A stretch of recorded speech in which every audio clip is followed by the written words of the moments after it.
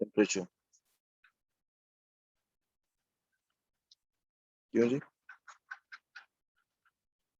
तो delta theta तो 150 minus 80 यानी 70 डिग्री सेल्सियस है।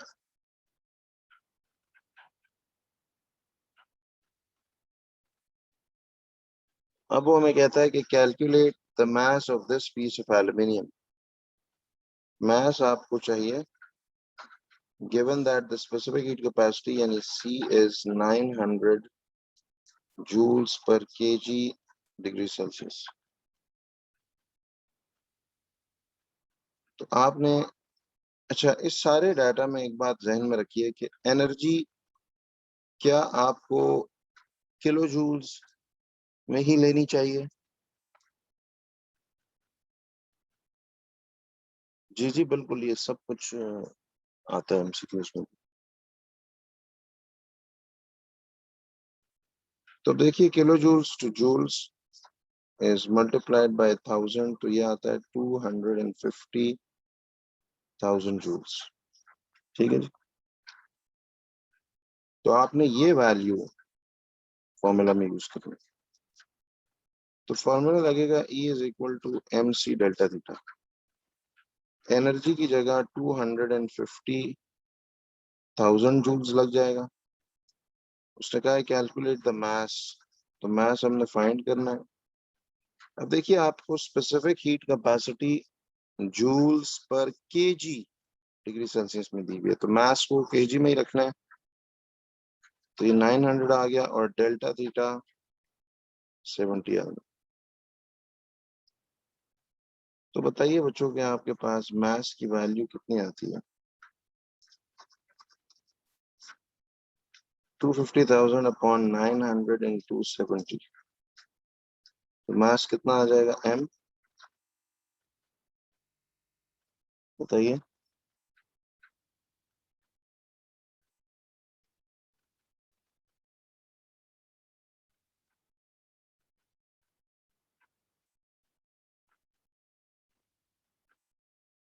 m आ जाएगा 3.97 kg। अच्छा, आप 968, तो चले फिलहाल राउंडिंग के उसूलों को रहने दें। तो चूंकि सब कुछ आपने देखो, C की वैल्यू जूल्स पर केजी में ली है, तो मास केजी में ही निकलेगा। क्यों जी?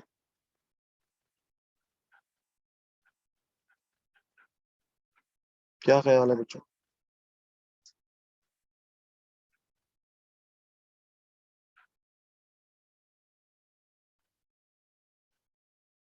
Is this clear?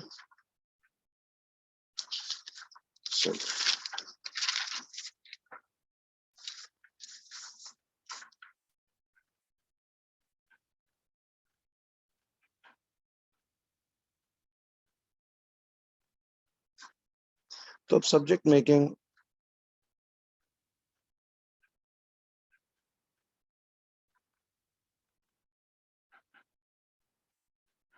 ये बकर देख लीजिए, मैं इसमें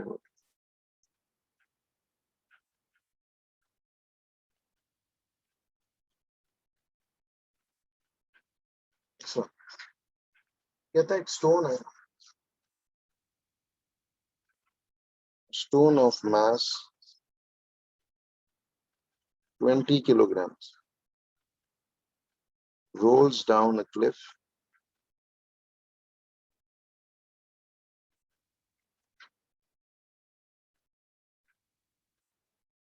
50 meters high।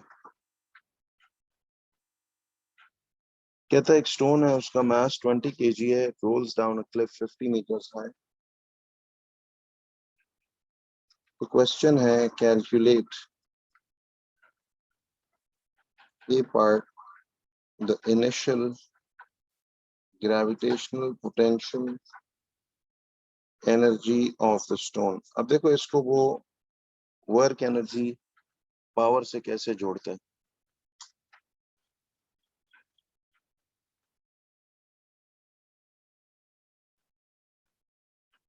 तो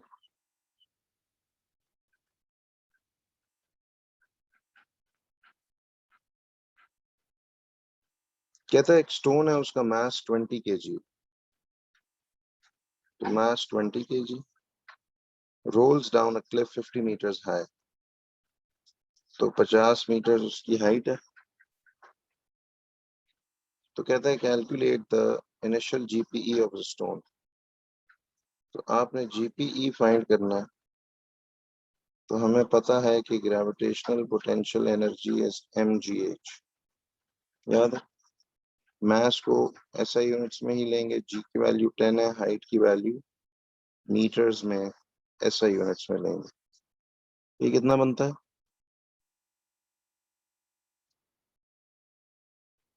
10,000। ठीक है, तो ये 10,000 जूल्स इसकी इनिशियल जीपीई होगी जब ये स्टोन पहाड़ी पे पड़ा हुआ है। तो देखिए हमने ऐसे एक बात पढ़ी थी ना कि जब ये इनिशियली स्टोन पहाड़ पे है तो इसका जीपीई 10,000 जूल्स इसमें स्टोर्ड है, याद है। ये क्लिफ 50 मीटर्स हाई था। तो अब वो कहता है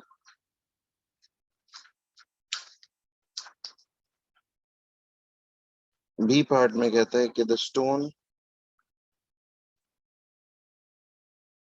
rolls down the cliff. The stone rolls down the cliff.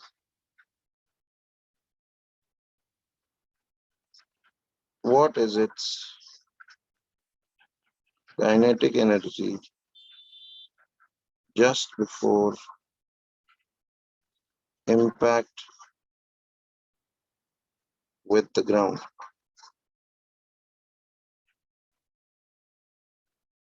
Calculate what is its kinetic energy just before impact with the ground.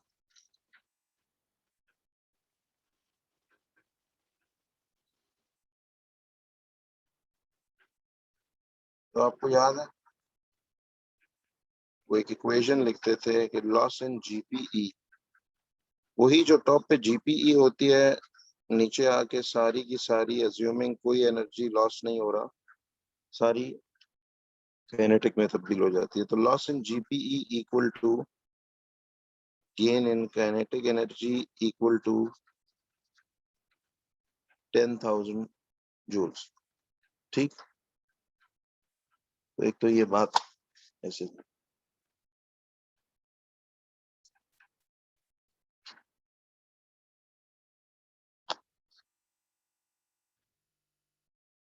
तो इसका मतलब है काइनेटिक एनर्जी भी जस्ट बिफोर इम्पैक्ट ही होगी। सी पार्ट में उसने कहा कि कैलकुलेट द वेलोसिटी। सी अब पुरानी कॉन्सेप्ट से लिंक आ रहा है, velocity with which the stone hits the ground. तो velocity with which the stone hits the ground वो ढूंढना। तो ये कैसे आया?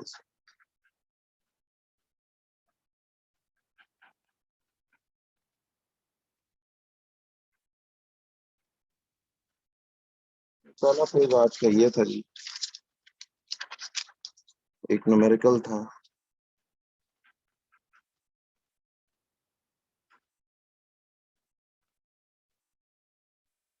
ठीक है, स्क्रीनशॉट लेनी है तो आप लेनी। हो गया। और ये अगला क्वेश्चन।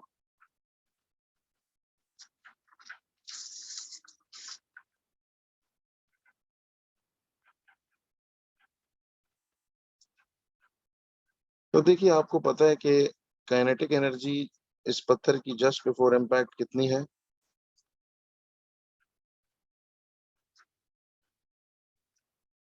काइनेटिक एनर्जी है मास ऑफ द स्टोन, ऊपर दिया हुआ था 20 kg, और वेलोसिटी हमने फाइंड करना। तो अब हम क्या करेंगे,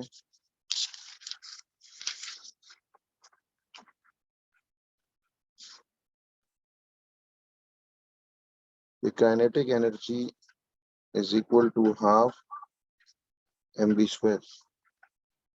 तो ये half into mass 20 into V find करना, काइनेटिक एनर्जी 10,000 जूल्स आएगा.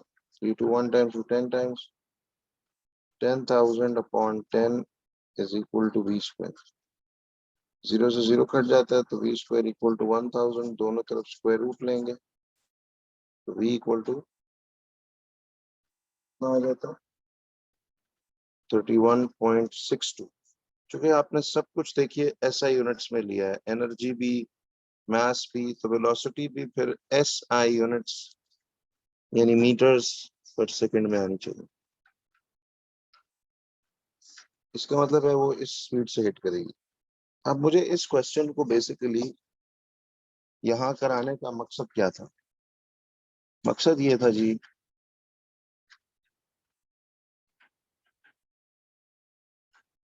देखें अब क्या था,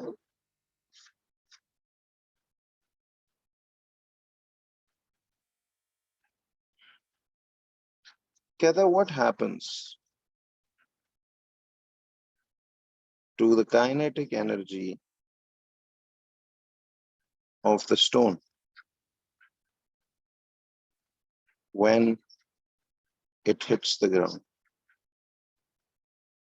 तो कहता है कि बताइए कि kinetic energy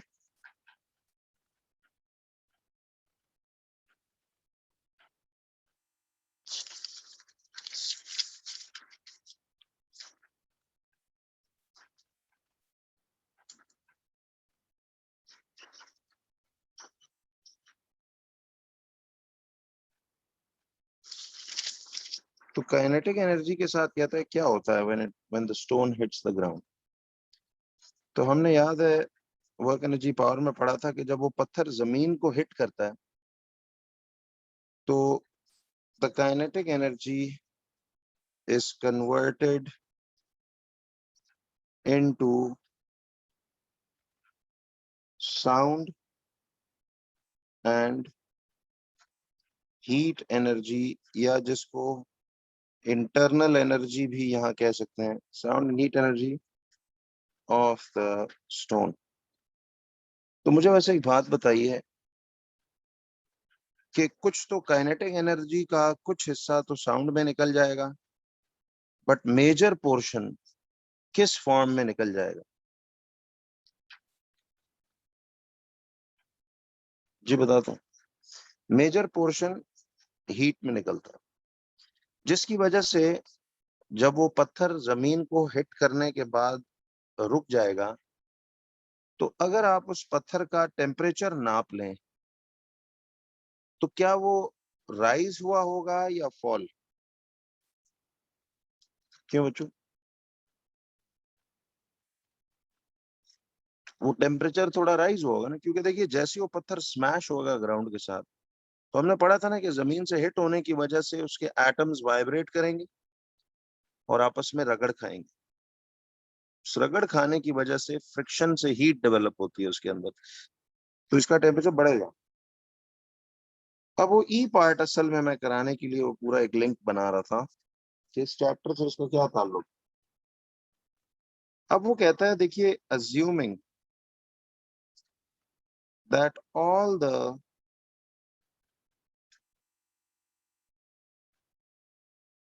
kinetic energy of the stone, ठीक है, हालांकि अब असूलन कुछ एनर्जी तो उसमें साउंड में निकली है और कुछ तो हीट में, बट मेजर हीट में चूंकि कन्वर्ट होती है, तो वो कहता है assuming that all the kinetic energy of the stone is converted into all the kinetic energy of the stone is converted into what? Into the internal energy of the stone. ठीक है जी. Assuming that all the kinetic energy of the stone is converted into internal energy of the stone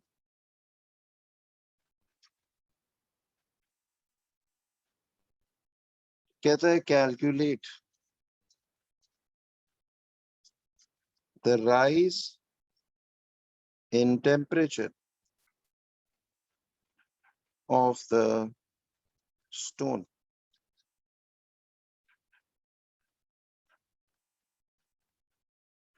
given that the specific heat capacity of the stone is 600 joules per kg degree Celsius. अब ये connection था असल में उस chapter का।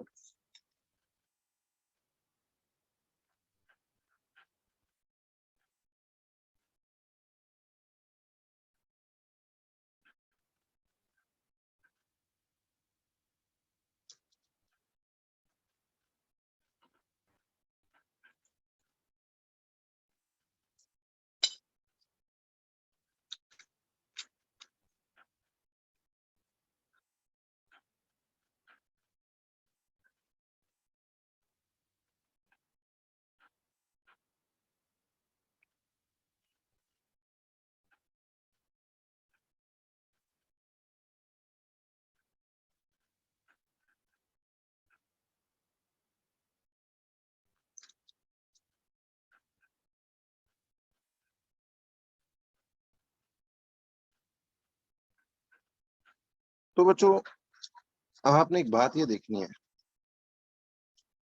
कि सवाल लिख लिया।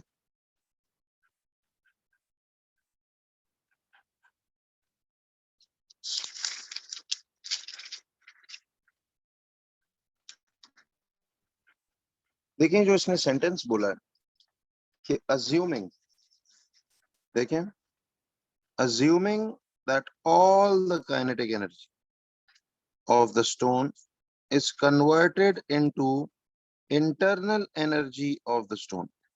इंटरनल एनर्जी का मतलब हीट एनर्जी है। कहता है फर्ज कीजिए कि उसकी वो जो सारी काइनेटिक एनर्जी थी वो उसकी हीट एनर्जी में तब्दील होगी, यानी उसमें हीट की फॉर्म में ऐड होगी। तो मुझे एक बात बताइए, काइनेटिक एनर्जी, उसने कहा कि जी काइनेटिक एनर्जी सारी उसकी कन्वर्ट हो गई, अज्यूम करें हीट एनर्जी। तो अगर उसकी काइनेटिक एनर्जी 10,000 जूल्स थी तो यही उसकी हीट एनर्जी भी नहीं बन जाएगी? यही मतलब है ना इस जुमले का। जरा गवाही डालने जी, समझ आ रही? क्या इस सेंटेंस का यही मतलब बनता है? किसी उसने कहा कि उसकी अज्यूम करें सारी काइनेटिक एनर्जी उसकी हीट एनर्जी में तब्दील होगी। तो अगर उसकी काइनेटिक एनर्जी 10,000 जूल्स थी तो उसकी हीट एनर्जी भी 10,000 जूल्स। तो इसका मतलब है कि energy equal to M C delta theta. ऐसे ही है, एनर्जी आ रही है 10,000, मास आपके पास उस स्टोन का 20 kg था, सी 600 था और डेल्टा थीटा आपके पास ये आ रहा है 10,000 upon 20 into 600 equal to delta theta. तो डेल्टा थीटा कितना बन गया? 0.83 डिग्री सेल्सियस। इसका मतलब है कि जो टेम्परेचर में राइज आएगा वो कोई 0.833 डिग्री सेल्सियस का होगा। उसने ही कहा था ना कि calculate the rise in temperature. तो मास ऑफ द स्टोन तो हमें पता है, सी की वैल्यू भी हमें दी हुई है। बात समझ आ रही है बच्चों? ये देखिए उसने कहा calculate the rise in temperature of the stone, तो डेल्टा थीटा हमें ढूंढना था और given that C of the stone तो specific heat capacity of the stone हमें ये गिवन।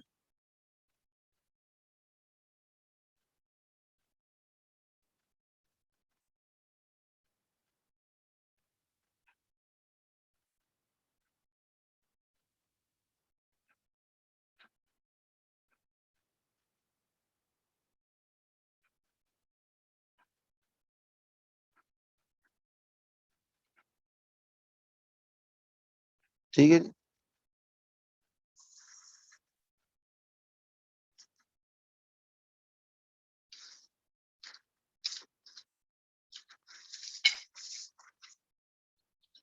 तो इसका मतलब है बच्चों कि ये ऐसे कनेक्ट होते हैं क्वेश्चंस अक्सर इसके साथ।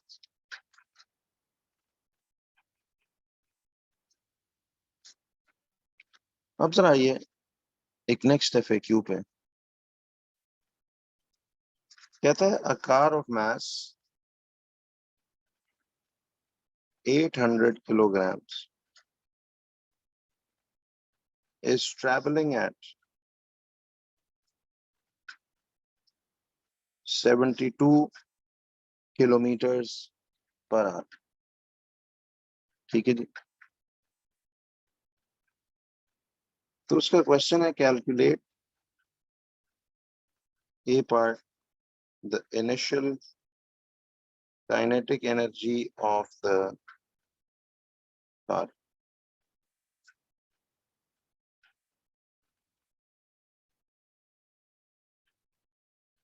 ये थर्मल फिजिक्स का आखिरी चैप्टर का वो काम कर रहे हैं हम लोग, heat capacity and latent heat.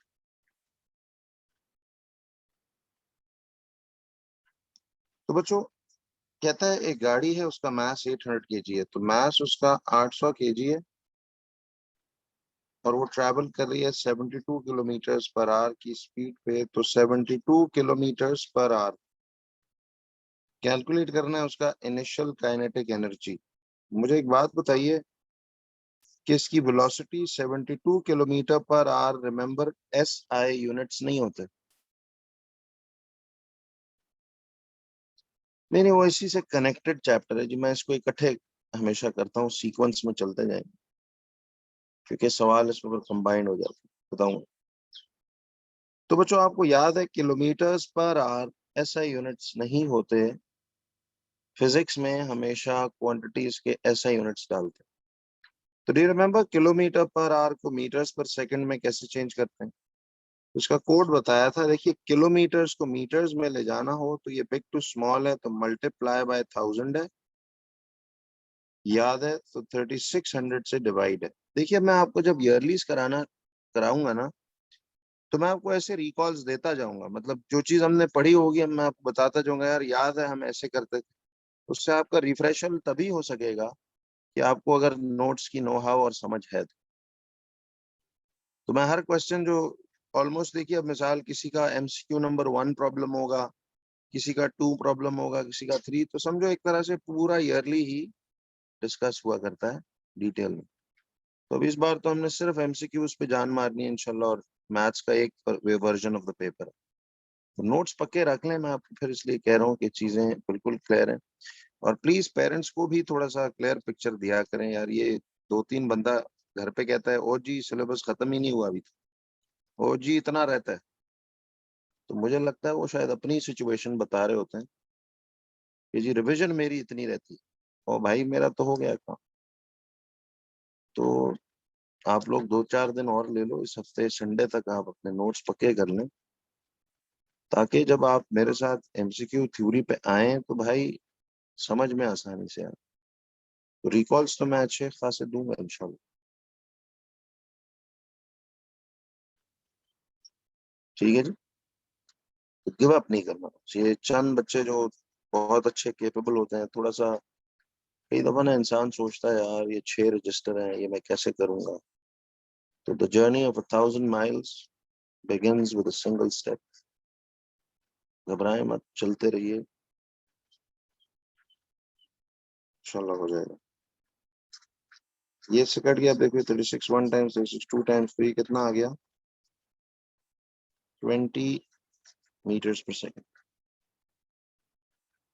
तो मुझे बताइए, kinetic energy is equal to half mv²।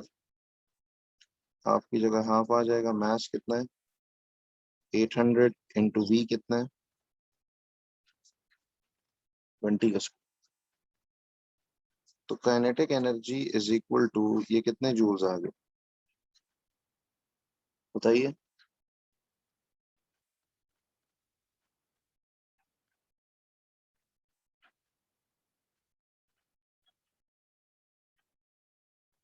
तो ये 60, आप बता रहे हैं 160,000 जूल्स। 20 का स्क्वायर पहले लेना है, इसको 2 से काटना देना था। तो 0.5 इंटू 800 इंटू 20 इंटू 20। बट वैसे कितनों का ये इरादा था? कोई बात नहीं, बी ऑनेस्ट, कि वो गलती से 72 ही डाल देते अगर उनको खुद करने देते हम। चलिए, तो देखो, अब ये गलतियां आपने बच्चों मेक श्योर करनी है फिजिक्स करते हुए। ऑलवेज मेक श्योर कि क्वांटिटीज अपने अपने एसआई यूनिट्स में कन्वर्ट करके फिर पुट करनी। तो ऐसी चीजें इंशाल्लाह आपकी रिफ्रेश होंगी जब मैं आपको ये एरर्स बताता रहूंगा ईयरलीज करते वक्त भी। तो ईयरलीज में ना बड़ा मजा आता है, अगर आपको, यकीन मानिए, बड़े बंदा एंजॉय करता है अगर उसको कॉन्सेप्ट्स पता हो और उसको मैं बताता जाऊंगा कि यार।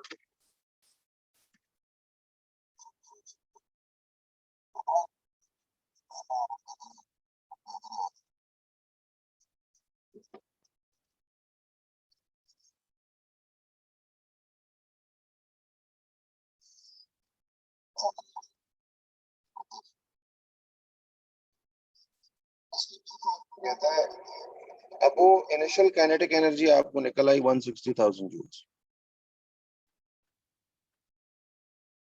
जी जी। क्यों आवाज सही नहीं आ रही?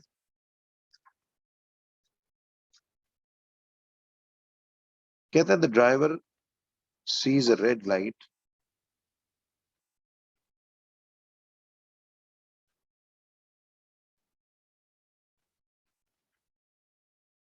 The driver sees a red light. The driver sees a red light ahead,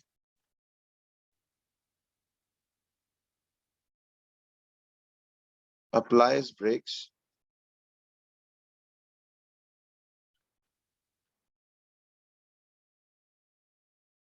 and comes to rest.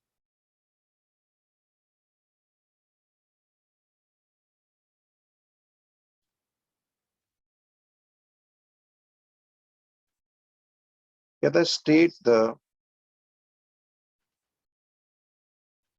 energy conversion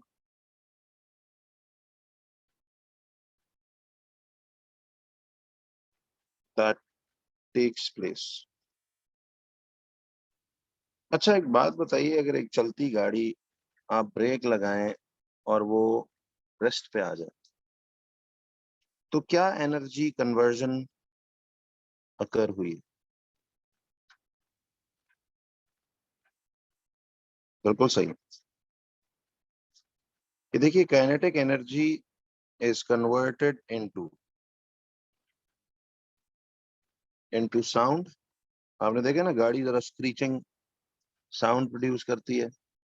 into sound and mainly कौन सी energy? Heat energy of the brake pads. तो बच्चों, ये ब्रेक पैड्स आपने देखा एकदम heat up नहीं हो जाते? ये लाइट में तो चेंज नहीं होना चाहिए। तो basically when you apply the brakes, तो वो एनर्जी साउंड और हीट एनर्जी मेनली में तब्दील हो जाती है। ठीक है?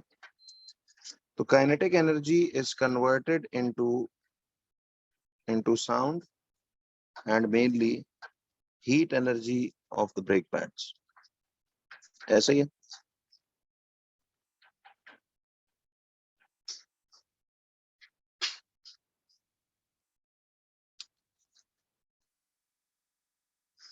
तो kinetic energy of the car is converted into sound energy and mainly heat energy of the brake pads. तो इसी वजह से वो ब्रेक पैड्स बहुत ज्यादा हीट अप हो जाते हैं। इसीलिए आपने देखा है उतराइयों पे आपको अक्सर मना किया जाता है कि व्हेन यूर डाउन हिल आप जा रहे हो तो आप गियर्स का इस्तेमाल भी ज्यादा करें, लोअर गियर्स का। खाली ब्रेक पे रिलाई मत करें, क्योंकि ब्रेक पैड्स ओवर हीट होके कहीं ब्रेकें फेल ही ना हो जाए।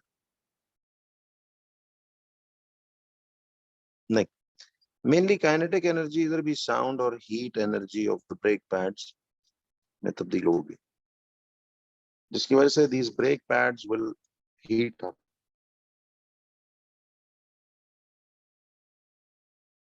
अब वो सी पार्ट में कहता है कि assuming that all the kinetic energy of the car, कहता है assuming that all the kinetic energy of the car is converted into heat energy of the brake pads। ठीक है, heat energy of the brake pads। तो कहता है कि calculate the rise in temperature of the brake pads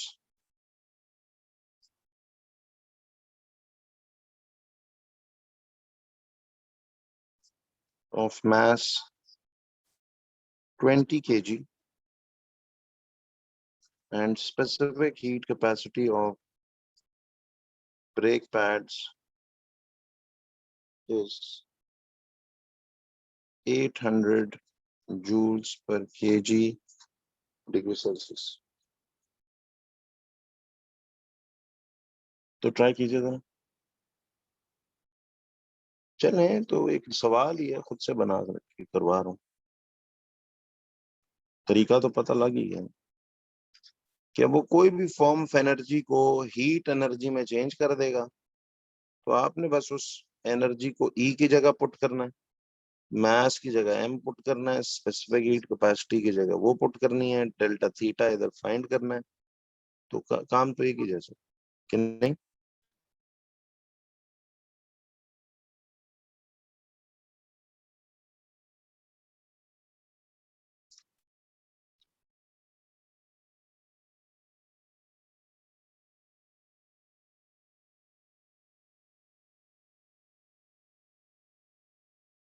वैसे practice question करा रहा हूँ, माइंड में आ गया तो कर ले। क्यों जी?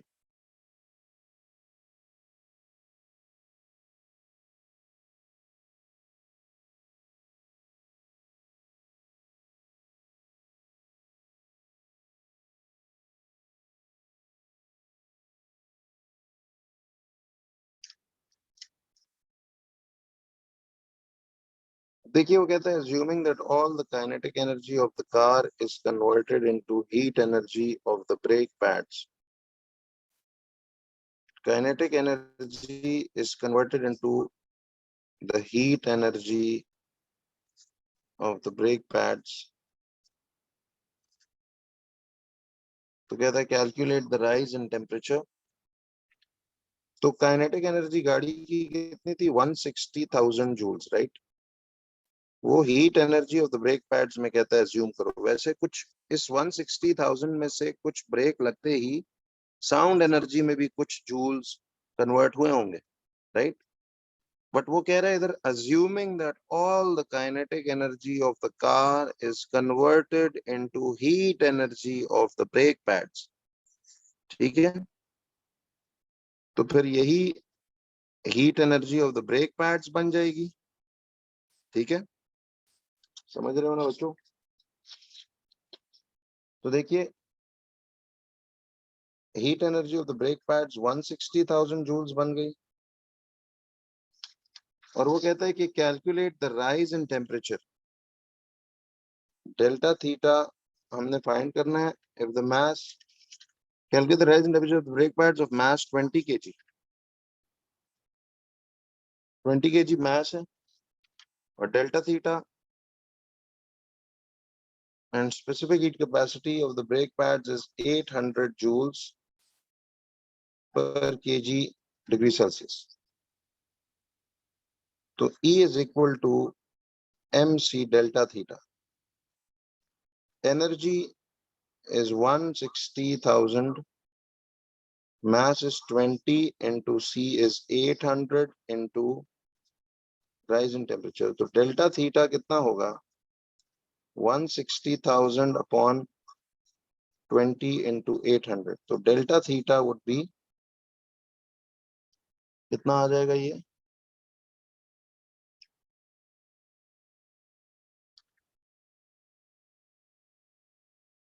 तो ये आ जाएगा 10 डिग्री सेल्सियस। तो इस चैप्टर से बेसिकली कनेक्शन बता रहा था इस कॉन्सेप्ट का। अब देखिए इसमें एक छोटा सा एक्सपेरिमेंट है जी, experiment to find the specific heat capacity, experiment to find the specific heat capacity of lead.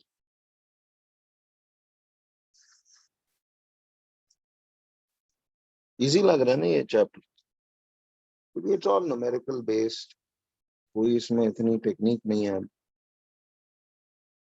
क्या ख्याल है? प्रीवियस पेज है। चलिए माशाल्लाह, थैंक यू।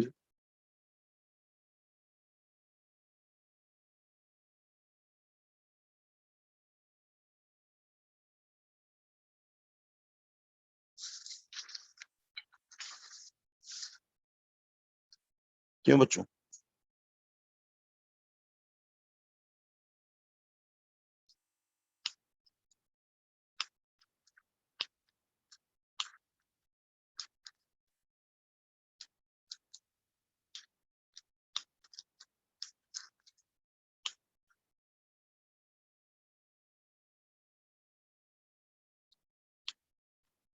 जी मैं महत देखता हूँ।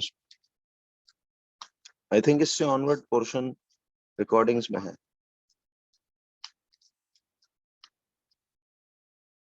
इससे आगे बस ये एक टॉप एक्सपेरिमेंट है और फिर वो इक्वल टू MLF और MLV1।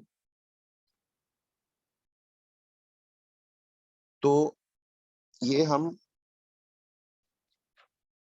अभी टेक्निकली ना ये एक्सपेरिमेंट MCQs में आता नहीं है, लेकिन देखिए अब आप इस चक्कर में कि जी मेरा सिर्फ MCQ का पर्चा है तो मैं जनाब कुछ चीजें स्किप कर दूं, ये बातें आपको वैसे भी आनी चाहिए। आगे AS में एक्सपेरिमेंट्स हैं और थ्योरी में ATP में या, लेकिन बाकी जितना कुछ पढ़ रहे हो, मतलब आने को ये भी MCQ में आ सकता है। इस पे जो न्यूमेरिकल बनेगा वो मैं आपको बताऊंगा कि कैसे उस पे सवाल बनते हैं। Tell you that. तो जरा एक मिनट चेक कीजिएगा इसको, यहाँ तक मैं इसीलिए लेके आया हूँ कि जरा इससे ऑनवर्ड वाला पोर्शन मौजूद है ना आपके पास रिकॉर्डिंग। जरा मुख्तलिफ लोग बताइएगा जी प्लीज चेक करके। आई थिंक जो लास्ट वीडियो होगी उसमें आपको ये मिलेगा।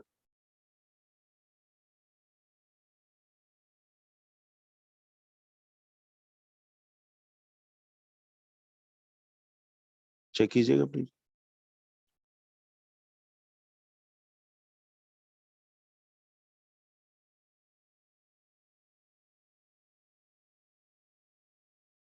जरा प्रिसाइसली मुझे बताएं इस पॉइंट से आगे हमारे पास है ना मौजूद।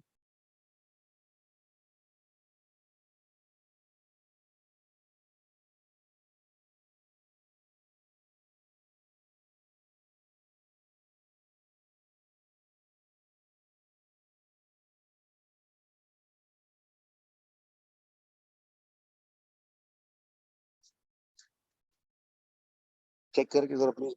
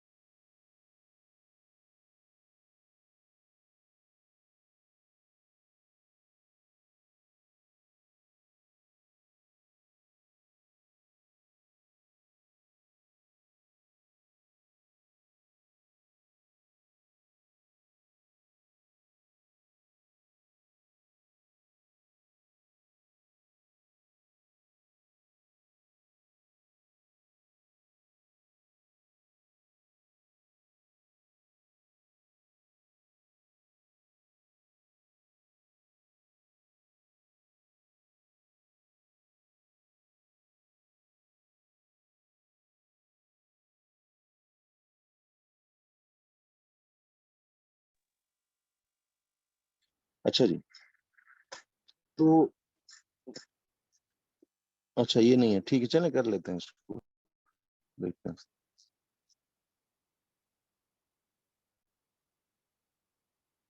देखिए कहता है कि experiment to find the specific heat capacity of lead. अब इसमें आपने करना यह है कि आपको, फर्ज कीजिए कि इस तरह से लेड की हमने स्पेसिफिक हीट कैपेसिटी फाइंड करनी है।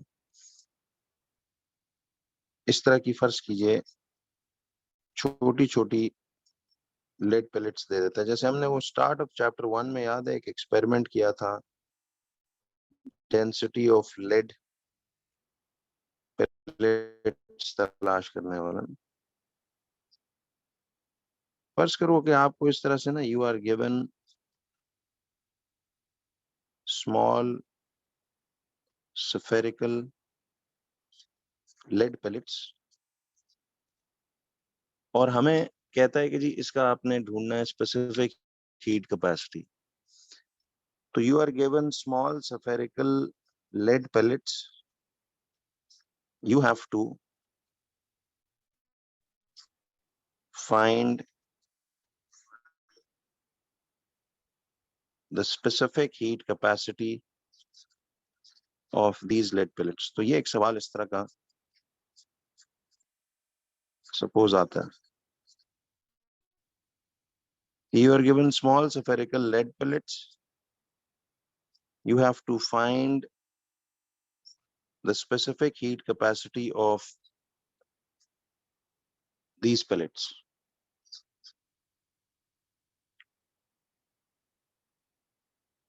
तो अब आपने एक चीज ये करनी है कि देखें, इसके लिए हमें एक सिंपल सी अरेंजमेंट चाहिए। ये सपोज आपको एक सिचुएशन ऐसे दी गई है, ठीक है, कि छोटी छोटी स्फेरिकल लेड पेलेट्स गिवन है और आपने specific heat capacity of these pellets find करना है। तो हमें क्या करना पड़ेगा जी? सबसे पहले तो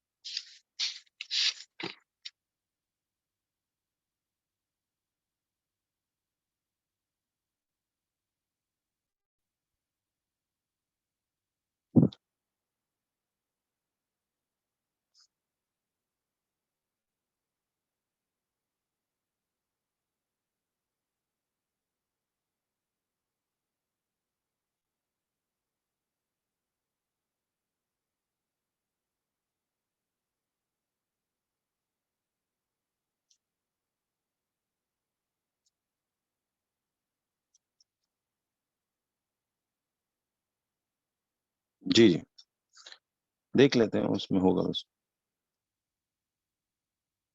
तो ये एक एक्सपेरिमेंट है सिंपल सा, इसको देख लेते हैं। देखिए अब आपने इस तरह के स्मॉल स्फेरिकल लेड पेलेट्स का ना स्पेसिफिक हीट कैपेसिटी फाइंड करनी है। तो अब एक मिनट देखो, तो उसके लिए आपको ना एक ऐसे ग्लास ट्यूब लेनी पड़ेगी, ठीक है। एक ग्लास ट्यूब सपोज आप ऐसे ले लेते हो और उसमें ये छोटी छोटी पेलेट्स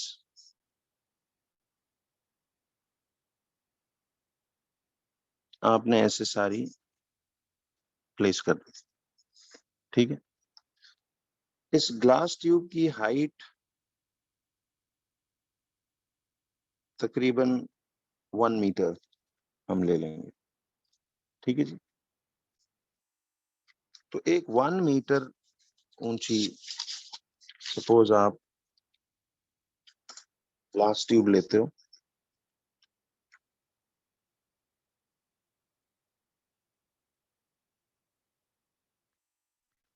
तो जी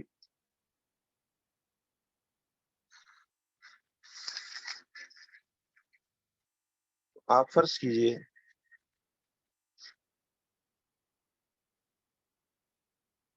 एक 1 मीटर ऊंची ग्लास ट्यूब है, ठीक है।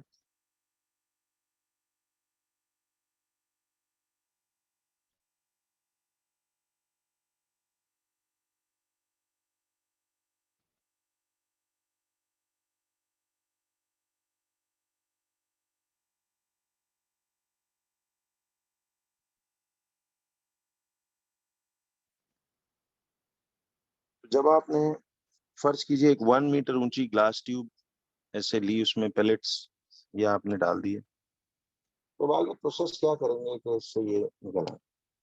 देखिए अब आपको सबसे पहले जो रीडिंग्स टू बी टेकन है, रीडिंग्स टू बी टेकन, तो देखें आपको ना इस एक्सपेरिमेंट को स्टार्ट करने से पहले इसमें एक थर्मोमीटर यूं प्लेस करना पड़ेगा। सी आपको एक थर्मोमीटर, देखिए इसमें एक सुराख सा होता है, उसमें आपने सपोज यूं प्लेस कर दी थर्मोमीटर। तो आपको जो रीडिंग्स लेनी है वो इसमें मास of the pellets, suppose let that be m kilogram. आप मास ऑफ द pellets की एक तो रीडिंग ले लेंगे, ठीक है। दूसरी आप हाइट ऑफ द ट्यूब,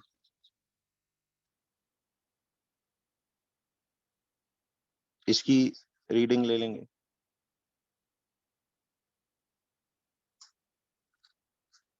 तीसरी आप initial temperature of the pellets यानी θ1, इसकी रीडिंग ले लेंगे, ठीक है। फिर आप final temperature of the pellets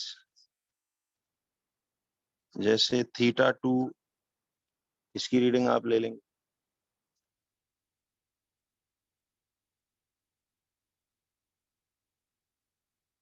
और नंबर ऑफ इन्वर्जन्स। अब जरा एक मिनट, ये क्या चीज है मैं आपको बताता हूँ। नंबर ऑफ इन्वर्जन्स को मैं n कह लेता हूँ, ठीक है जी। अब जरा एक मिनट देखिएगा। अब इस एक्सपेरिमेंट को सिर्फ समझने, ये 5 मिनट की बात है, बहुत आसान बात है, इसको सिर्फ आपने सुनना है और समझना है। जरा देखिए बच्चों, एक मिनट सुनिएगा।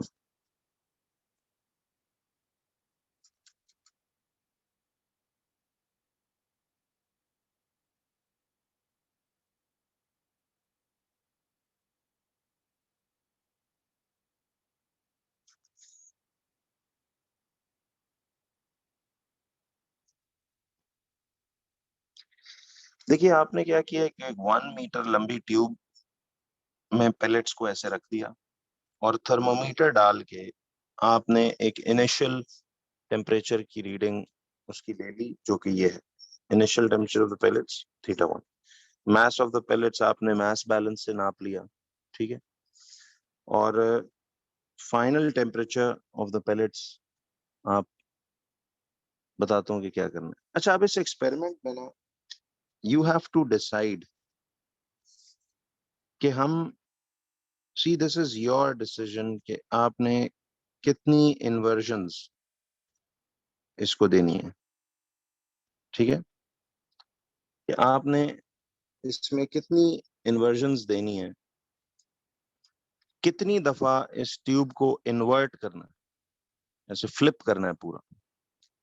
तो आपको मैं बताता हूँ कि अब उसमें होगा क्या। सी, आपने इमेजिन करिए कि एक ट्यूब ऐसे पड़ी हुई है, उसमें पेलेट्स हैं जिनका मास आप नाप चुके हो, हाइट ऑफ द ट्यूब आपको पता है, और आपने initial temperature of the pellets θ1 नाप लिया।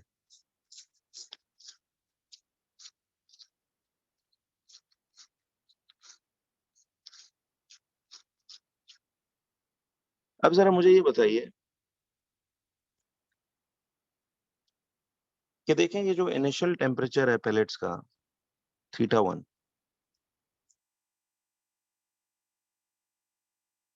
और final temperature of the pellets, ये कैसे होगा। आप सपोज कर लें कि जी मैं इस एक्सपेरिमेंट में 100 टाइम्स इन्वर्ट करूंगा ट्यूब को। आप सपोज ये डिसाइड करके चले जाते हैं। अब होगा क्या, देखिए, जब आप इस, यानी जब आप पहली दफा इन्वर्ट करने लगेंगे तो जाहिर है you will remove this thermometer और इसको यहाँ साइड से बंद करके, तो अब देखिए आपने जब इसको एक दफा यूं फ्लिप किया ट्यूब को, यानी इंस्टेंट फ्लिप किया, तो वो पेलेट्स तो फिर ऊपर से ऐसे गड़गड़ करते नीचे आके बेस ऑफ द ट्यूब को हिट नहीं करेंगे। बोलिए जरा, यस नो। तो देखिए ना, सपोज ये मार्कर वो ट्यूब है, उसमें पेलेट्स इधर पड़ी हुई हैं। जब आपने एकदम इसको ऐसे फ्लिप कर दिया, तो वो पेलेट्स इधर से रोल करते करते आके नीचे बेस को स्मैश करेंगी। तो बताइए कि उनकी जीपीई, वो न्यूमेरिकल इसीलिए करा रहा था स्टोन वाला, कि ये पेलेट्स का जो जीपीई है, ये आकर जब बेस को हिट करेंगी तो उनके किस फॉर्म में चेंज हो जाएंगी। काइनेटिक, जस्ट बिफोर इम्पैक्ट वो काइनेटिक नहीं, पेलेट सिर्फ इधर थोड़ी सी हमने रखी हुई है बेस। तो जब आपने ट्यूब को ऐसे फ्लिप किया, तो वो पेलेट्स ऐसे रोल करते करते नीचे आके स्मैश करेंगी बेस के साथ। तो वो एक इन्वर्जन है, ठीक है। और उस इन्वर्जन के दौरान मुझे एक बात बताइए, जब वो पेलेट्स आके नीचे हिट करेंगी तो वो जीपीई कन्वर्ट होगी काइनेटिक में, और काइनेटिक कन्वर्ट होगी कुछ इनकी साउंड में, और मेनली इन पेलेट्स की हीट एनर्जी में। तो मुझे बताओ, एक इन्वर्जन कराने से क्या पेलेट्स के टेम्परेचर में राइज बहुत ऑब्वियस सा होगा या बहुत थोड़ा सा। एक इन्वर्जन से, तो एक इन्वर्जन से तो बहुत थोड़ा सा टेम्परेचर राइज होगा। इसलिए हमने इधर बहुत ज्यादा इन्वर्जन्स का सोचा हुआ है ताकि जो टेम्परेचर में राइज आए वो कंसिडरेबल इनफ हो कि वो थर्मोमीटर डिटेक्ट कर सके और आपकी आंख वो चेंज होता हुआ देख सके। समझ रहे हैं? तो आपने जब एक दफा इन्वर्ट किया तो वो पेलेट्स आके नीचे हिट हुई, दे स्मैश्ड विद द बेस, और वो जीपीई कन्वर्ट हुआ काइनेटिक में, और काइनेटिक कन्वर्ट हुआ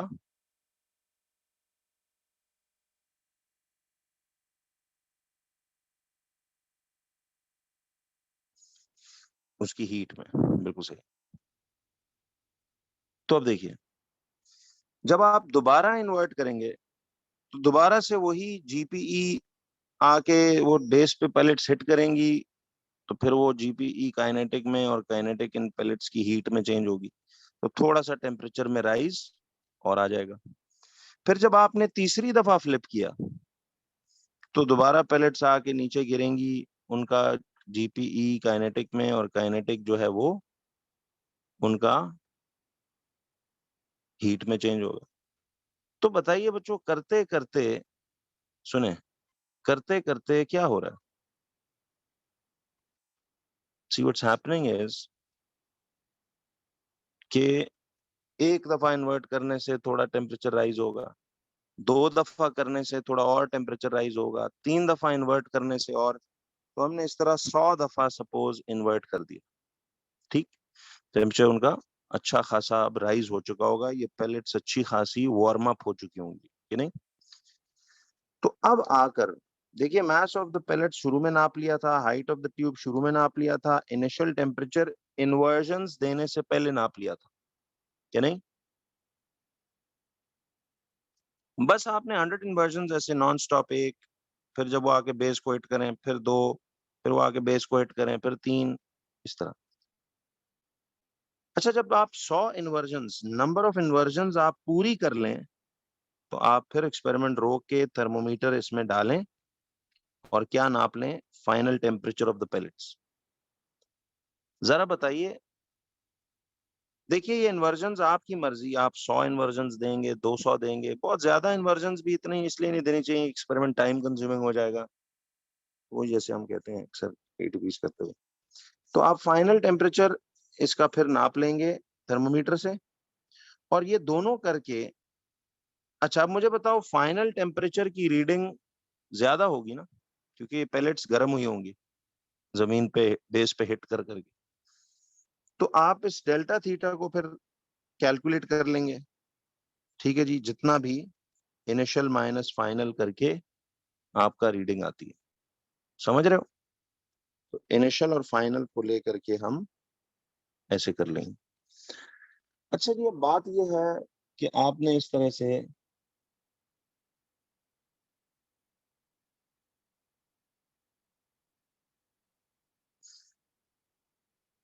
तो now what are we gonna do? अब हमें करना ये है कि यहाँ बेसिकली बच्चों कॉन्सेप्ट इन्वॉल्व क्या है? देखिए, concept involve in this case वो क्या है?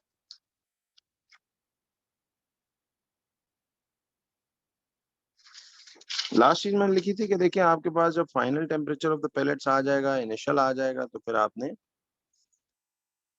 चेंज इन टेम्परेचर फाइंड कर लेना। क्यों जी? तो कॉन्सेप्ट इन्वॉल्व यही था ना बच्चों कि बेसिकली जीपीई ऑफ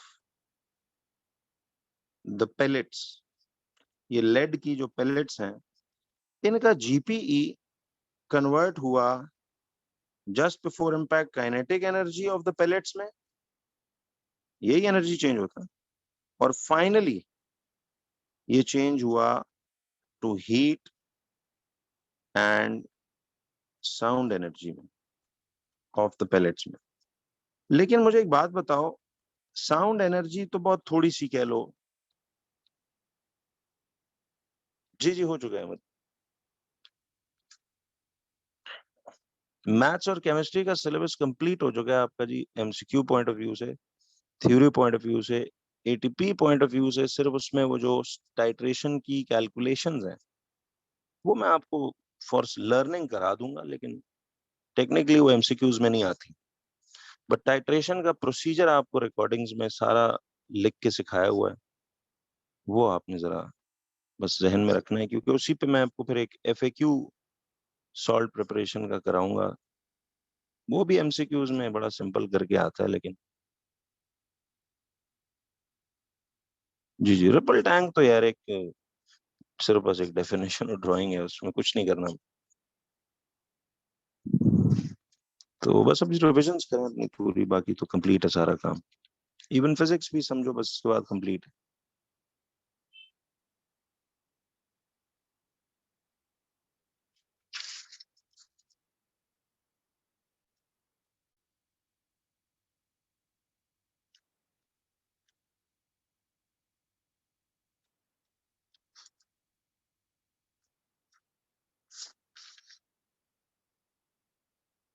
चलिए, तो एनर्जी चेंज जीपीई काइनेटिक में और kinetic heat and sound energy of the pellets में चेंज हो जाता है। तो असल एनर्जी कन्वर्जन तो यही है ना कि GPE changes into heat energy, यानी फर्स्ट और लास्ट तो यही है। You agree? फर्स्ट और लास्ट फॉर्म ऑफ एनर्जी तो यही है। अब मुझे एक बताएं कि जीपीई जो है, gravitational potential energy of the pellets,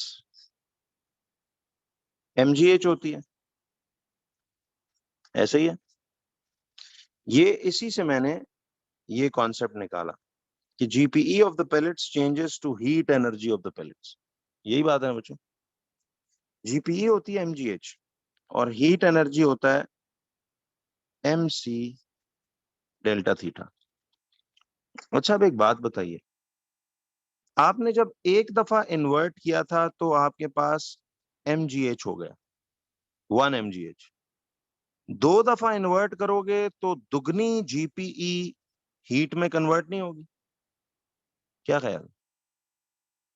तीन दफा इन्वर्ट करोगे तो 3 गुना जीपीई कन्वर्ट नहीं होगी?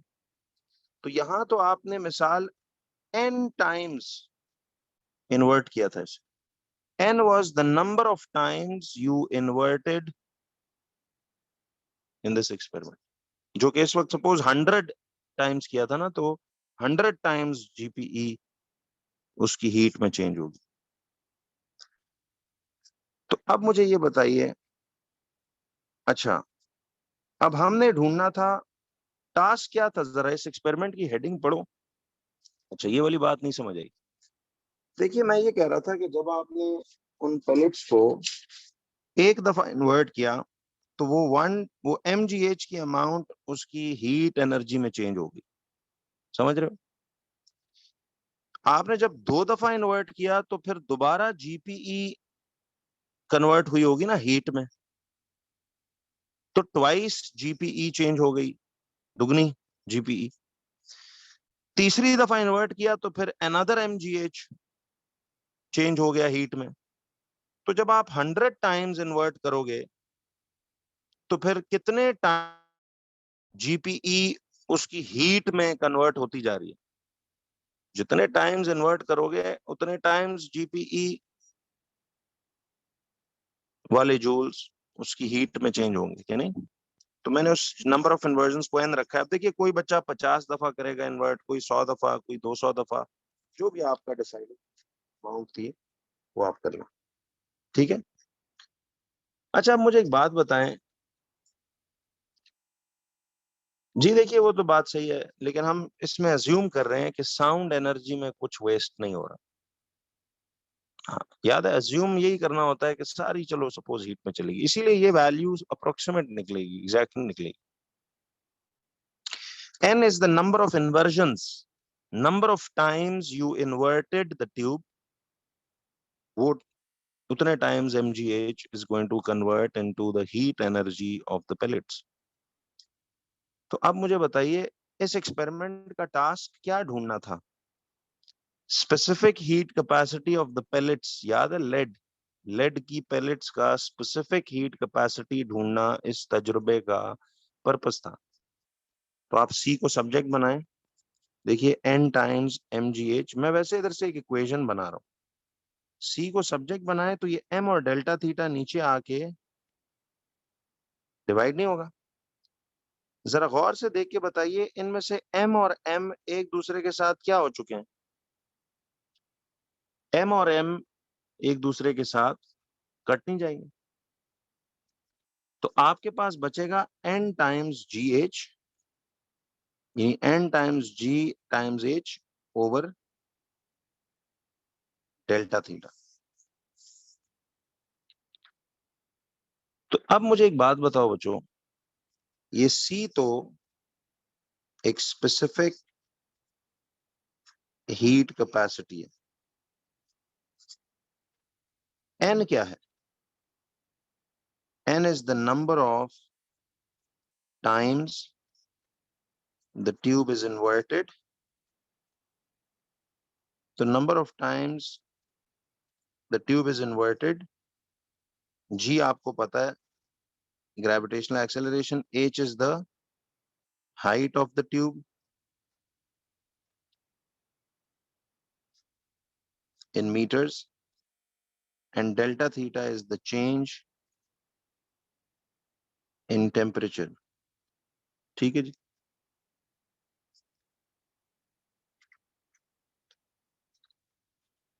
जी बस रियलिटी में कुछ जूल्स तो साउंड में तब्दील डेफिनेटली होंगे, बट कैलकुलेशनों में रिमेंबर हम इस तरह की यूजलेस एनर्जी फॉर्म्स को न्यूमेरिकल में कैलकुलेट नहीं करते। ठीक है जी।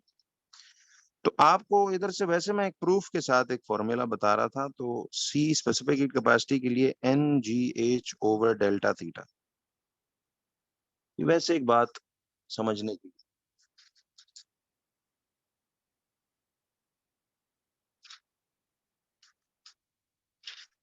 अच्छा वैसे मुझे एक बात बताइए, इस एक्सपेरिमेंट में कौन सी रीडिंग का कोई फायदा नहीं था? कौन सी रीडिंग नापने का कोई फायदा नहीं हुआ? एक सवाल पूछ लेता है सर।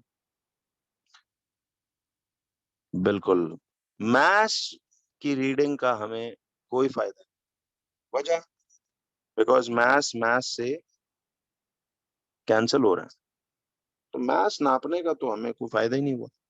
क्यों जी? मैथ्स नापने का तो फायदा ही नहीं हुआ। फिर बताइए,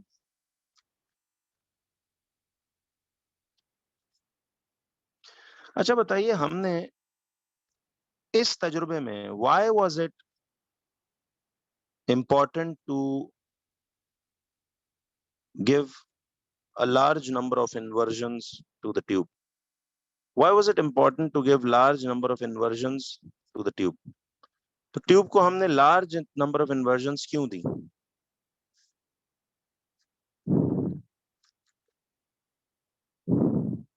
ना, ये जवाब नहीं है बच्चों, so that the results are accurate. देखिए, आपने बताना है कि क्यों एक्यूरेट होगा।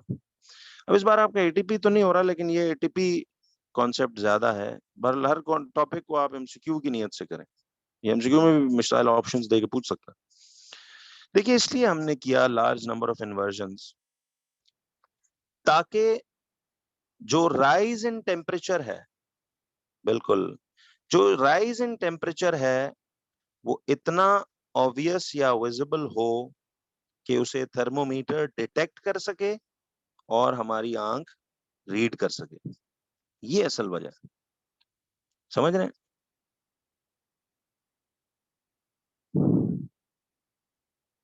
तो देखिए, इस बार ना मैं आपके पेपर खत्म होने के बावजूद भी हफ्ते में एक दिन हर सब्जेक्ट के थ्योरी और एटीपीज भी कराता रहूंगा जब तक रिजल्ट्स ना आ जाए।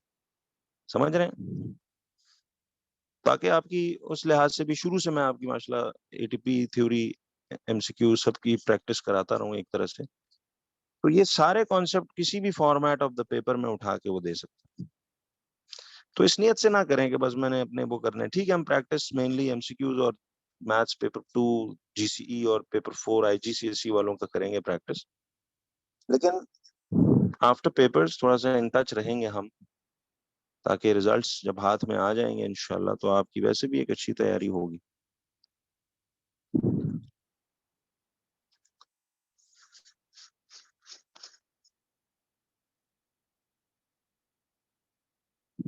चलिए अब देखो बच्चों,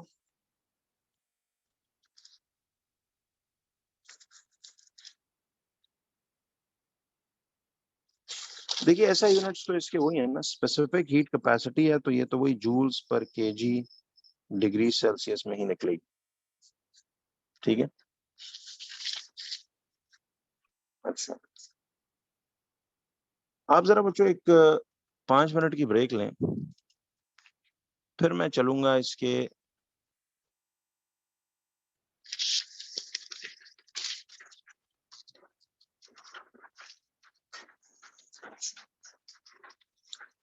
अब देखिए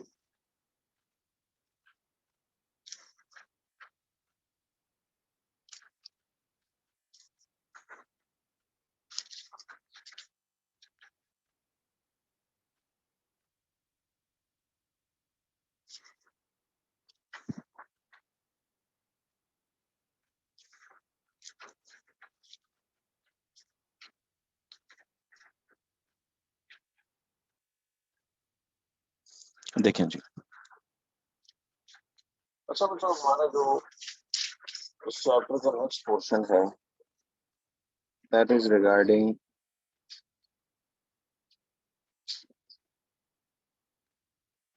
लेटेंट हीट। आप सब मौजूद हैं जी? Latent heat,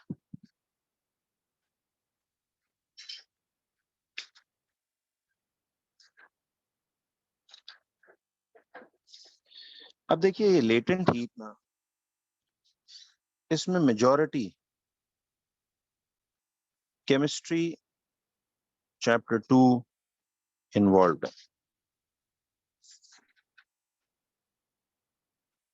chemistry chapter 2 involve है, ठीक है, तो लेटेंट हीट में केमिस्ट्री चैप्टर 2 इन्वॉल्व है। याद है आपको वो हीटिंग कर्व्स और कूलिंग कर्व्स और वो सारी जो स्टोरियां हमने पढ़ी थी, और इस चैप्टर के इर्द गिर्द एक नोट था जो थ्रू आउट आपने देखा था कि when ever the state of a substance changes, आपको बच्चों याद है कि जब भी state of a substance changes its temperature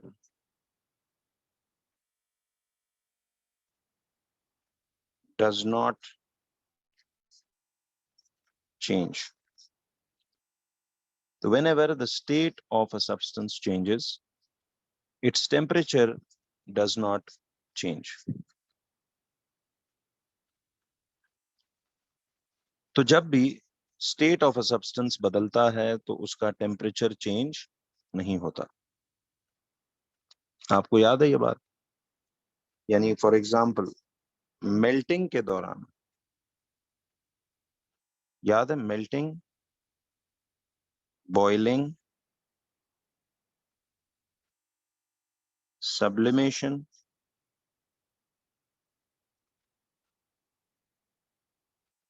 freezing, condensation and reverse sublimation, ये सारे प्रोसेसेस आपको याद है इनमें स्टेट बदलती है। रिमेंबर, इनमें इन ऑल दीज प्रोसेसेस, ठीक है जी, in all these processes the state changes but the temperature remains the same from the first particle till the last। ये इस चैप्टर का बच्चों पिलर पॉइंट है जो हमने केमिस्ट्री चैप्टर 2 में पढ़ा था, ठीक है। याद आ गया? तो आपकी सिर्फ इसमें स्टेट बदलेगी, टेम्परेचर को कुछ भी नहीं होगा। इसमें कोई मसला तो नहीं?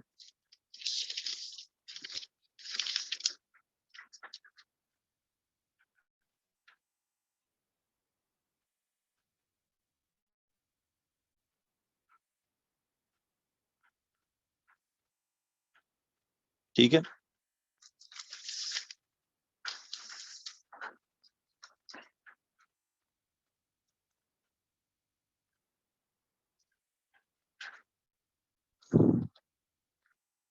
क्यों जी?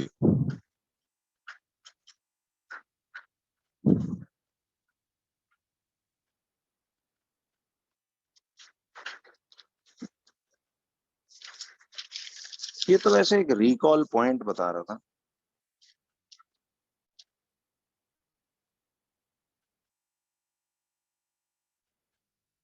ठीक है जी।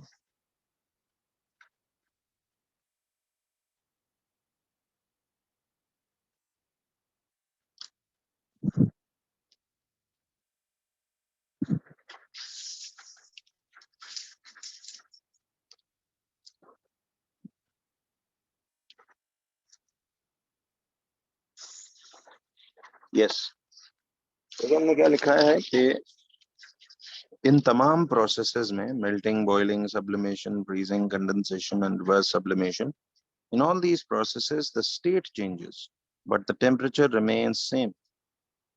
याद है? From the first particle till last, यानी जब तक पहले, जैसे मेल्टिंग है तो आपको याद है कि जब तक पहले पार्टिकल से लेके आखिरी पार्टिकल ऑफ आइस पिघल नहीं जाता तो उसका ओवरऑल उसका टेम्परेचर 0 डिग्री पे ही रहेगा कि नहीं? इसी तरह पानी जब उबलता है तो पहले पार्टिकल के उबलने से लेके आखिरी पार्टिकल की बॉइलिंग तक, क्या पढ़कर आए थे हम? आखिरी पार्टिकल की बॉइलिंग तक टेम्परेचर 100 डिग्रीज पर ही रहता है। अली याद है, ऐसे हमने किया था। इसी तरह जब आप मिसाल सब्लिमेशन करते हो तो पहले पार्टिकल की सब्लिमेशन से लेकर आखिरी पार्टिकल की सब्लिमेशन तक टेम्परेचर उसी पॉइंट पे रहता है, सब्लिमेशन पॉइंट पे। लाइकवाइज फ्रीजिंग में पहले पानी के पार्टिकल का फ्रीजर में फ्रीज होने से लेके आखिरी वाटर पार्टिकल के फ्रीज होने तक टेम्परेचर उस आइस वाटर मिक्सचर का 0 डिग्रीज पे ही टिका रहता है। समझ रहे हैं? तो वो पॉइंट याद है, इसकी लॉजिक क्या बताई थी कि क्यों टेम्परेचर सेम रहता है? बिकॉज मेल्टिंग जब हो रही है मिसाल आइस की, तो वो आइस के सॉलिड पार्टिकल्स हीट एब्जॉर्ब तो कर रहे हैं बट उस हीट को स्टोर नहीं कर रहे जिससे उनका टेम्परेचर बढ़े, बल्कि उसको यूटिलाइज कर रहे हैं इन बॉन्ड ब्रेकिंग, और वो हीट इस्तेमाल हो रही है, खर्च हो रही है बॉन्ड्स के तोड़वाने में। ऐसे ही क्यों जी?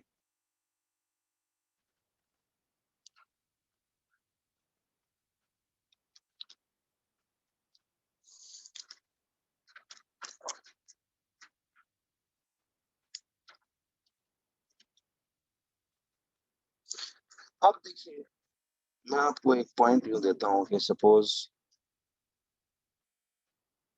ये एक तरफ एक ब्लॉक ए है, ये एक तरफ एक block B. Suppose this is 1 kilogram of ice and this is 5 kilograms of ice. ये भी इनिशियली एट 0 डिग्री सेल्सियस है और ये भी इनिशियली एट 0 डिग्री सेल्सियस। बच्चों बताइए, आइस के लिए 0 डिग्री सेल्सियस की क्या अहमियत है? आइस के लिए 0 डिग्री सेल्सियस की क्या अहमियत है?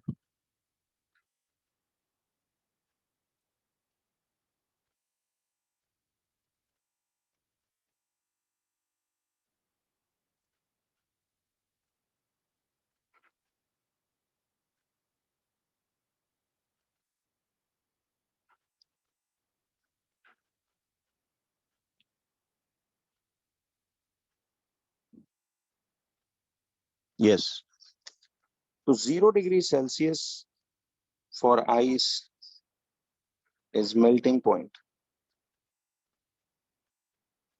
ये मेल्टिंग पॉइंट है आइस का, ठीक है, ये मेल्टिंग पॉइंट है आइस का।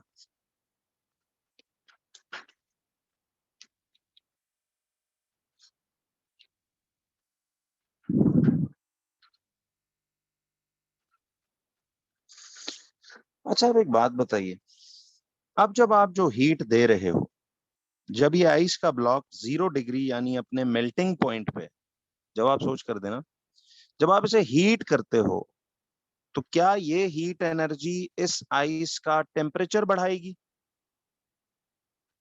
या इसको, इसकी स्टेट चेंज कराएगी? ये हीट एनर्जी जो अब अब्सॉर्ब करेगा इससे ऑनवर्ड, स्टेट चेंज कराएगी। बिल्कुल सही है, टेम्परेचर नहीं बदलेगा। मैंने आपको याद है कहा था कि जब आइस का ब्लॉक 0 डिग्री पे पहुंच जाता है हीट अब्सॉर्ब करते करते, यानी इसका मेल्टिंग पॉइंट अचीव हो जाता है, तो अब जो हीट दोगे ये उसे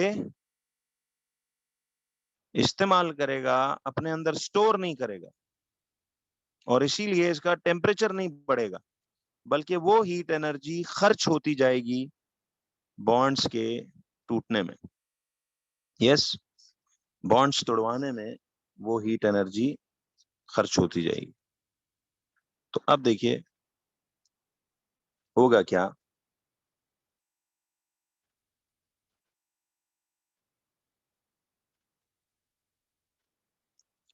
अच्छा, आप मुझे जवाब दीजिए कि ये 1 kilogram ice eight melting point value पहुंची भी है, यहाँ 5 kilogram ice eight melting point value पहुंची भी है।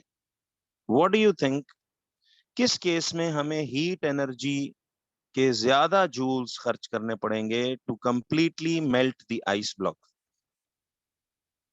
जबरदस्त, सी कॉन्सेप्ट बना हुआ है। तो ये मैं कह रहा हूँ कि इसमें इसलिए कुछ इतना कुश्ती वाला काम नहीं है, तो बस समझ। तो इसका मतलब है यहाँ greater joules of heat energy लगेगी और इधर lesser joules of heat energy लगेंगे टू मेल्ट कंप्लीटली। ऐसा ही है। तो इससे क्या समझ आई? वही कल वाली बात समझ आई कि energy is directly proportional to the mass जिसकी स्टेट बदलवानी है। यानी देखो, जितना ज्यादा मास होगा तो उसको पिघलाने के लिए, उस बर्फ को पिघलाने के लिए हीट एनर्जी के जूल्स भी ज्यादा चाहिए होंगे, और जितना कम आपका वो होगा, उसको पिघलाने के लिए हीट एनर्जी के जूल्स उतने ही कम होने चाहिए। ठीक है जी।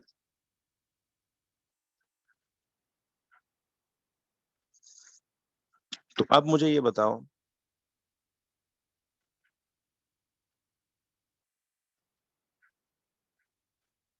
ये तो देखिए, तो अब ये जो कहानी है कि energy is directly proportional to the mass, वो ये आ जाएगा ऐसे करके। तो अब गौर कीजिए। अच्छा, अब मुझे एक बात बताओ बच्चों, क्या मुझे यहाँ एनर्जी और डेल्टा थीटा का रिलेशन बनाना चाहिए? जरा अकल से सोच के बताना, बात बड़ी काम की है। इस टॉपिक में जहां हम बात मेल्टिंग, बॉइलिंग, फ्रीजिंग, कंडेंसेशन इनकी करेंगे, तो क्या इधर एनर्जी और डेल्टा थीटा यानी चेंज इन टेम्परेचर का कोई रिलेशन बनेगा? नहीं बनेगा। क्यों नहीं बनेगा? क्योंकि इन प्रोसेसेस के दौरान टेम्परेचर तो चेंज होता ही नहीं, टेम्परेचर चेंज होता ही नहीं है। तो जब टेम्परेचर ही नहीं बदलेगा, तो आप डेल्टा थीटा यानी चेंज इन टेम्परेचर क्या निकालेंगे? ये बड़े काम की बात। तो ये बात हम इसमें डेल्टा थीटा इस टॉपिक में डिस्कस नहीं करेंगे। जैसे पिछले टॉपिक में एनर्जी और मास का ताल्लुक बनाया, एनर्जी और डेल्टा थीटा का बनाया।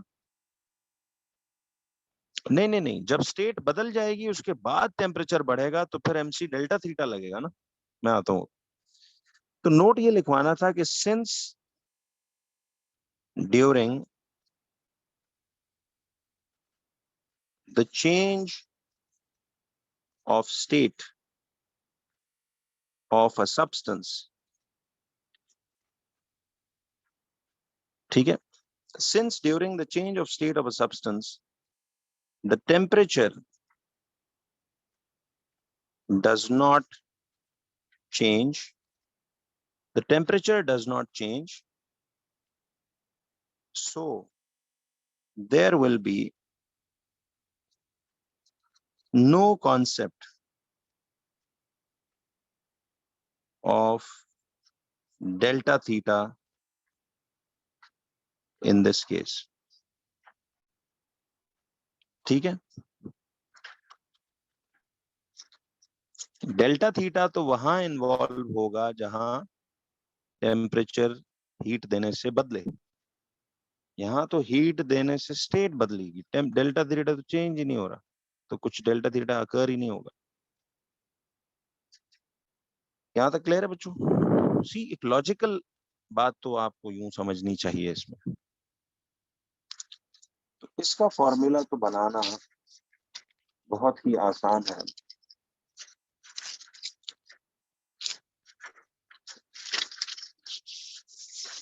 जरा बच्चों अब इसका आप फॉर्मूला देखिए,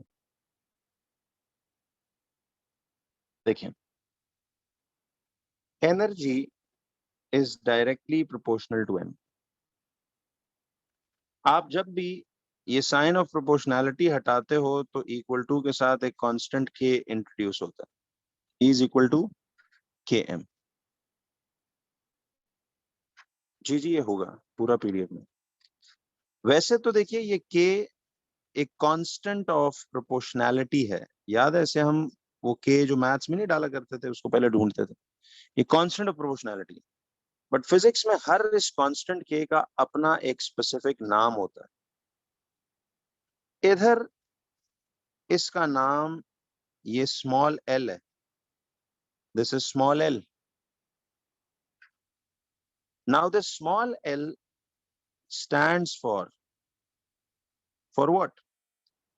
For specific, L for latent heat.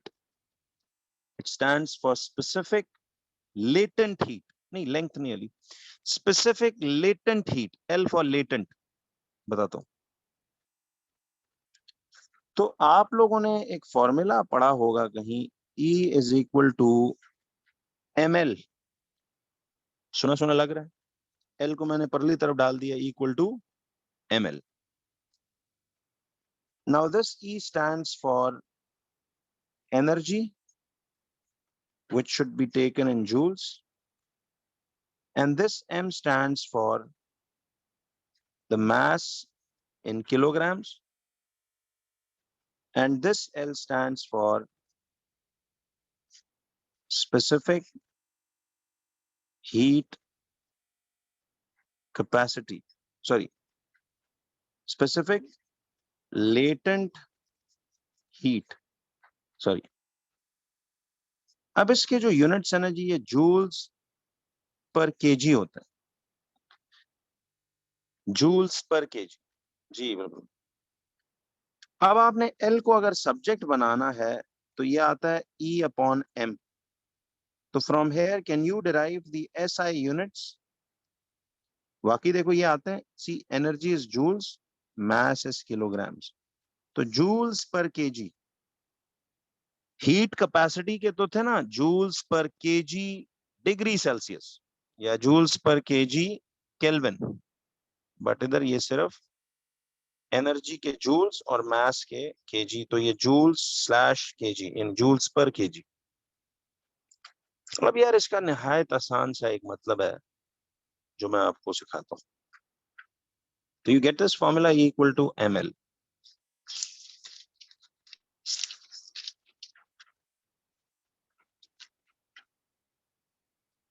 देखिए आपने ना कुछ ये जो वैल्यूज हैं, values of L, don't learn them, ये गिवन होंगी।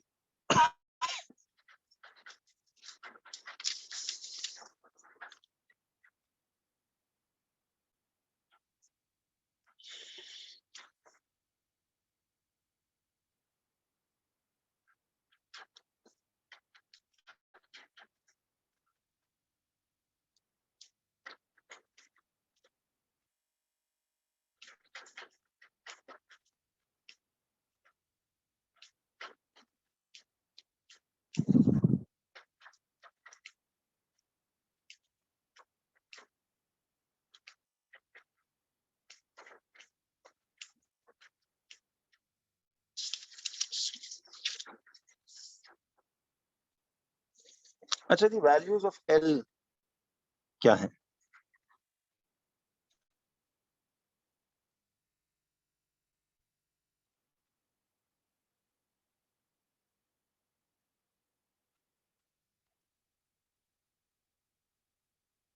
बल्कि एक मिनट, वैल्यूज ऑफ एल पे जाने से पहले आपने ये जो फॉर्मूला पढ़ा है E is equal to M L, इस फॉर्मूला के ना बच्चों दो वर्जन है। Number one is E equal to M L और इसे सब्सक्रिप्ट में छोटा सा एफ लिख दें। ये मैं थोड़ा सा अगर इसको बड़ा लिख कर दिखाऊं तो E equal to M L लिख के ना ऐसे सब्सक्रिप्ट में इसके एफ यूं लिखना है, और दूसरा E is equal to M L और ऐसे सब्सक्रिप्ट में उसके छोटा v लिखते हैं।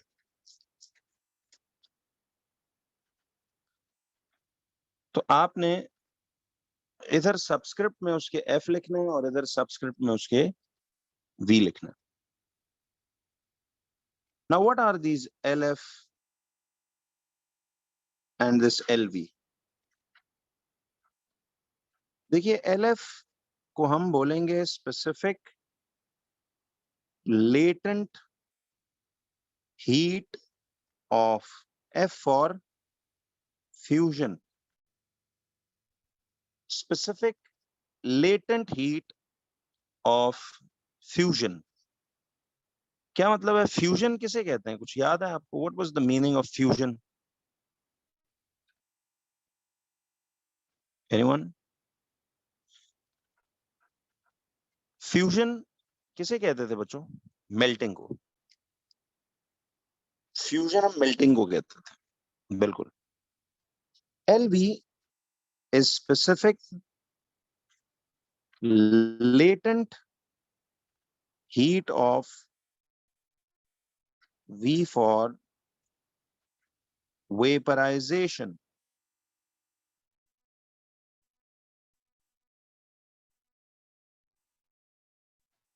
LV latent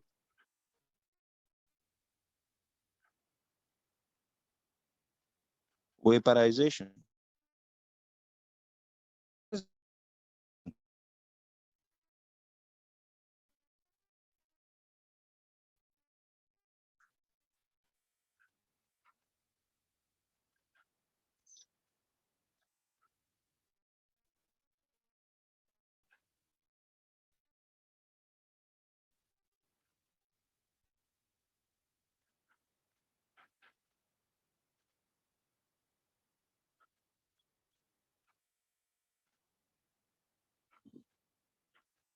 तो अब देखिए, मैं आपको जरा ना ये कुछ वैल्यूज ऑफ एल लिखवा के फिर उनका मीनिंग समझाता हूं।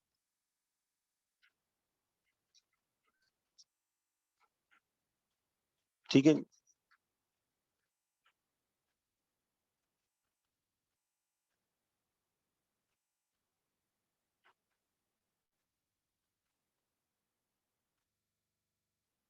देखिए LF stands for specific latent heat of fusion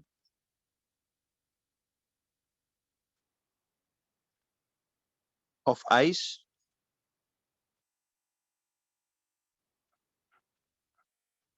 तो specific latent heat of fusion of ice,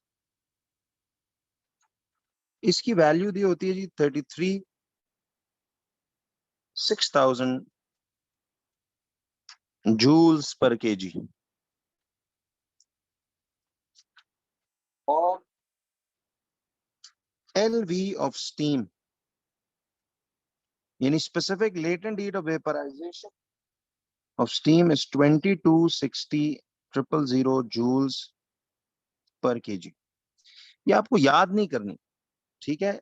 इन्हें लर्न नहीं करना, ये क्वेश्चन में गिवन होंगी, ठीक है? These will be given in the question. Don't learn them. ये मैं आपको मतलब समझाने के लिए जरा बता रहा हूं। तो ये फॉर्मूला वही है, इसमें सिर्फ एल को specific latent heat of fusion कह रहे हैं, इधर एल के साथ वी सब्सक्रिप्ट में लगा। ठीक है जी, मैं आ रहा हूं। कि अब ये होता क्या है इसको समझाना चाह रहा हूं। देखिए ये जो आपने लिखा है specific latent heat of fusion of ice 336,000 joules पर केजी। अब ये क्या है? Specific latent heat of fusion है। फ्यूजन मेल्टिंग को कहते हैं। इसका मतलब ये है, जरा मैं आपको अब इसका मीनिंग यहां समझाना चाह रहा हूं, सुनना। Meaning of specific latent heat of fusion, इसी से फिर इसकी डेफिनेशन निकलेगी। देखें जी जी गिवन होती है पेपर्स में, डोंट वरी। देखिए इसका मतलब है कि अगर ये जूल्स पर केजी है ना, यानी अगर हम 1 किलोग्राम आइस लें, specific latent heat of fusion ice की बता रही है, हर मटेरियल की अपनी अपनी होगी, ये सब गिवन होंगी। इसका मतलब सीखो कि देखिए specific latent heat of fusion of ice is 336,000 joules पर केजी। तो मतलब ये है कि आपके पास अगर ये 1 किलोग्राम आइस है, दिस इज 1 किलोग्राम आइस, ठीक है। अगर हम 1 किलोग्राम ऑफ आइस ले लें, ठीक है, और इनिशियली एट 0 डिग्री सेल्सियस, यानी वो आइस अपने मेल्टिंग पॉइंट पे बैठी हुई हो पहले से, तो जरा गौर से देखिएगा कि जब इसे हम हीट देंगे, सुनना, चूंकि ये specific latent heat of fusion है, तो इस वैल्यू का मतलब पता है क्या है कि अगर 1 kilogram of ice at its melting point बैठी हुई हो, तो उसे मुकम्मल तौर पे पिघलाने के लिए, मुकम्मल तौर पे पिघलाने के लिए कितने जूल्स ऑफ हीट एनर्जी चाहिए होगा? 336,000 जूल्स। इजी हो गया जी। देखिए यानी देखिए एवरी, ये specific latent heat of fusion means that every 1 kilogram of ice at its melting point, यानी 0 degree Celsius, absorbs 33,600 joules of heat energy to completely melt itself। क्यों जी? बिल्कुल। तो LF यानी specific latent heat of fusion सिर्फ melting की बात होती है, फ्यूजन कहते हैं मेल्टिंग। जी अब्दुल्ला शुक्रिया। तो every 1 kilogram of ice at its melting point यानी 0 डिग्री सेल्सियस एब्जॉर्ब्स 33,600, सॉरी 33,000, इसको क्या कहेंगे, कई कई सैकड़ा, हजार हजार लाख, 3,36,000 जूल्स उस पे आएंगे जी। इसमें बात पहले स्पेसिफिक को समझ लें, ये जरूरी है, ठीक है जी। To melt itself completely, sorry वो लिखा हुआ। तो यहां से specific latent heat of fusion की डेफिनेशन पूछ सकता है एमसीक्यूज में भी, इवन चारों ऑप्शंस देके कि जी कौन सी डेफिनेशन दुरुस्त है। तो specific latent heat of fusion जो है वो क्या है? Specific latent heat of fusion कहते हैं,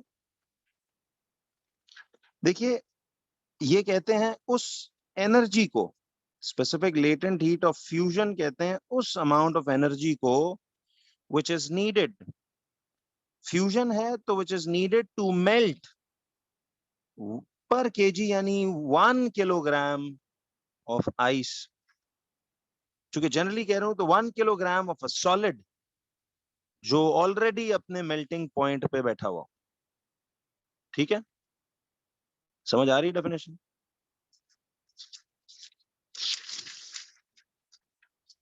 प्रीवियस पेज है।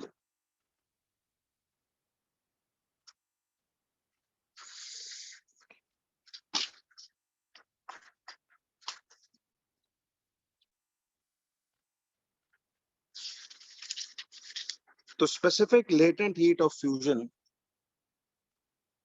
क्या होगा कि it is the amount of heat energy needed to melt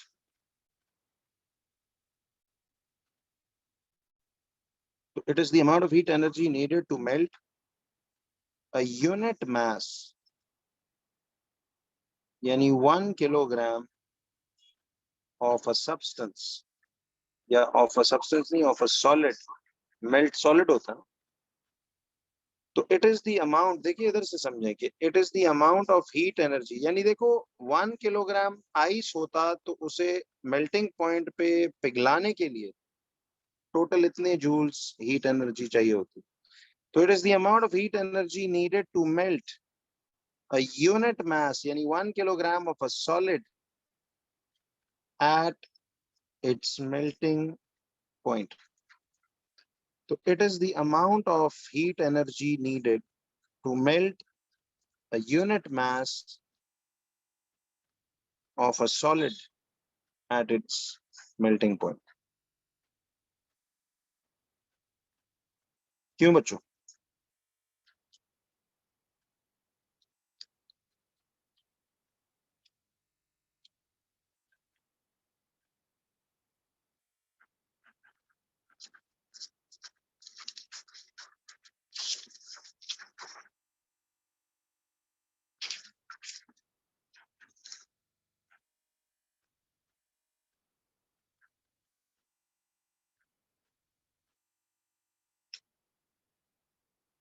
इसी तरह देखिए कि LV of steam ये क्या हो,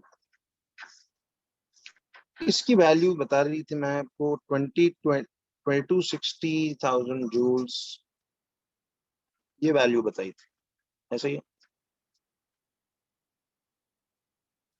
तो देख प्रीवियस पेज देखना चाहेंगे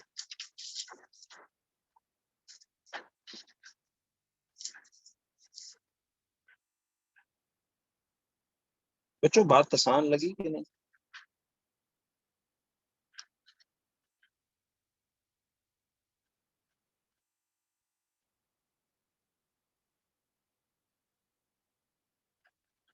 तो specific latent heat of fusion का मतलब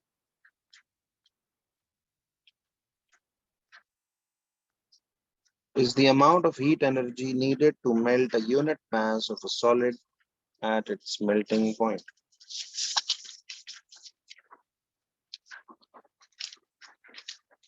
अब LV of steam क्या है? 2260 joules per kg। देखिए इसका मतलब ये है, सॉरी, इसका मतलब है कि अगर आपके पास 1 किलोग्राम ऑफ वाटर होता जो कि एट बॉइलिंग पॉइंट यानी 100 डिग्री सेल्सियस पे पहुंचा होता, सपोज ये पानी 100 डिग्री पे पहले से पहुंचा हुआ है,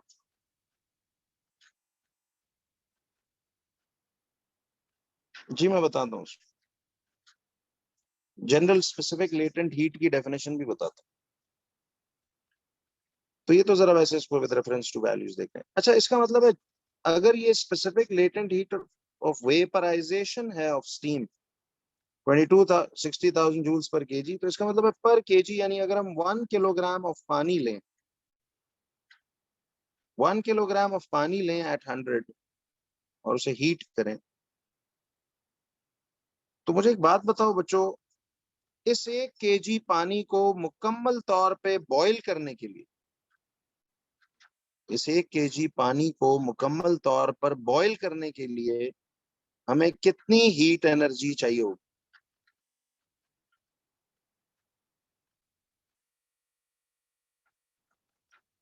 तो specific latent heat of vaporization,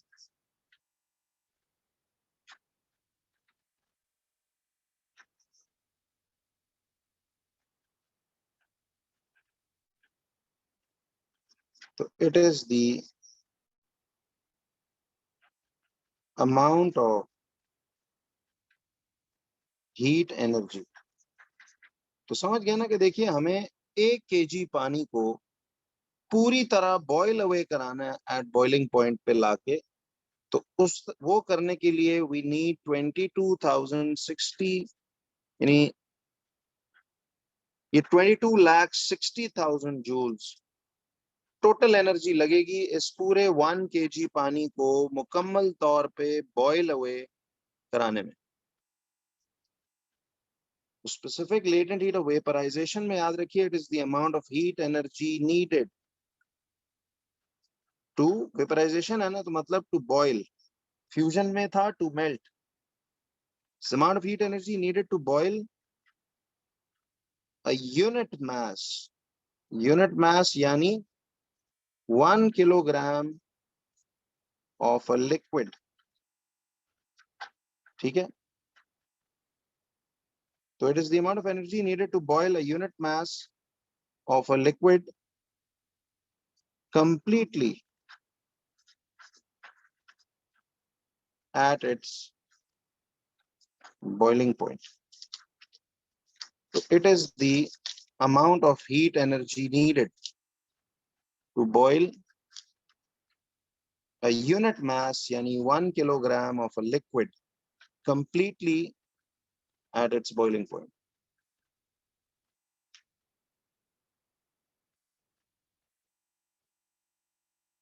जी बिल्कुल अब्दुल्ला, ऐसे ही बिल्कुल सही, आपने बड़ा कॉन्सेप्चुअल बात की है कि देखिए ये हम पीछे से जब उसे रूम टेम्परेचर से 100 पे लाए थे तो वहां तो टेम्परेचर बदल रहा था ना, तो वहां तो mc डेल्टा थीटा लगेगा। बताऊंगा, अब इसको मिक्स करेंगे, ये इसलिए मैं एक चैप्टर मानता हूँ कि पहले इसको हम, तो देखो ना ये तो मैं कह रहा हूँ एट इट्स बॉइलिंग पॉइंट, जो यानी बॉइलिंग पॉइंट पे आके अब जो 1 किलोग्राम पानी को पूरी तरह उड़ाना है तो उसके लिए 22,60,000 जूल्स चाहिए।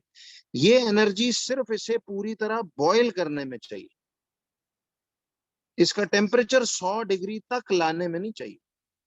ये चीज बिल्कुल सही। तो ये इसकी वैसे डेफिनेशंस कई बार एमसीक्यू थ्योरी में पूछ लेता है वो। जी, तो अदर वन वाला जो था बिल्कुल सही है। तो see that's what I am saying कि ये 1 किलोग्राम आइस को 0 पे जब ये आ चुका उसके बाद इसे पूरी तरह पिघलाने में इतनी एनर्जी लगी, तो this is purely the energy needed to melt, this is purely the energy needed to boil that water. तो फिर जनरली मुझे जरा बताइएगा स्पेसिफिक लेटेंट हीट की डेफिनेशन क्या समझ आई आप? जनरली स्पेसिफिक लेटेंट हीट की कि ये वो एनर्जी होती है which is needed to change the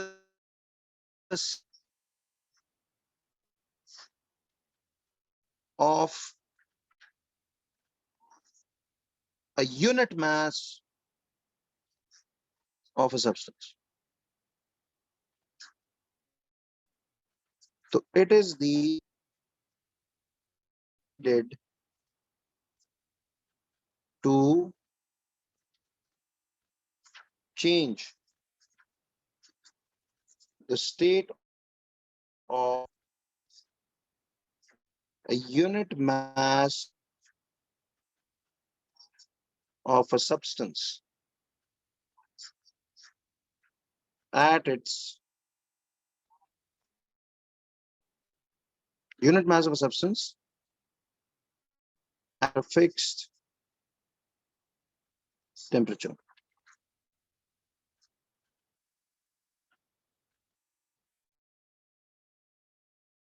अब इसके जो अगेन उसी तरह के MC डेल्टा थीटा और MLF MLV को मिला के तो इसके कुछ 5-6 न्यूमेरिकल्स हैं, वो इंशाल्लाह कल कंप्लीट कर लेंगे। बहरहाल बच्चों, आपका फिजिक्स सिलेबस भी मेनली एंड हो गया।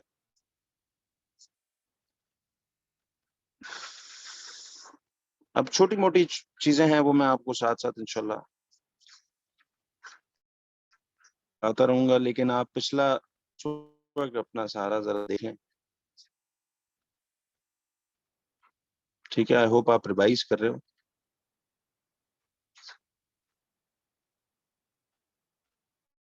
मैं आपको करवाऊंगा तो काफी आसानी हो जाएगी, डोंट वरी। आप मुझे वैसे आप ईमानदारी से बताएं, सारे फिजिक्स के सेक्शनों में